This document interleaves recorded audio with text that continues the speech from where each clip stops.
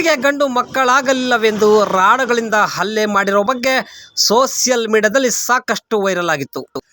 ಪ್ರಿಯ ವೀಕ್ಷಕರೇ, ತನ್ನ ಪತ್ನಿಗೆ ಗಂಡು ಮಕ್ಕಳಾಗಲಿಲ್ಲವೆಂದು 2 ಬಾರಿ ಗರ್ಭಪಾತ ಮಾಡಿಸಿ ಹೆಂಡತಿಯನ್ನು ಬಿಟ್ಟು ಬೇರೊಂದು ಮದುವೆಯಾಗಿ ಮೊದಲ ಹೆಂಡತಿಗೆ ಮಾನಸಿಕ ಹಲ್ಲೆ ಮಾಡಿದ ಗ್ರಾಮ ಪಂಚಾಯಿತಿ ಸದಸ್ಯ ಕಾಟುಮಲಿಂಗಯ್ಯ ಇಂದು ಜೈಲು ಪಾಲಾಗಿದ್ದಾನೆ. ಗಂಡು ಮಗುವಿಗಾಗಿ ಹಲ್ಲೆಗೊಳಗಾದ ಪತ್ನಿಗೆ ಈಗಲಾದರೂ ನ್ಯಾಯ ಸಿಗುತ್ತೇನೋ ಕಾದು ನೋಡಬೇಕಿದೆ.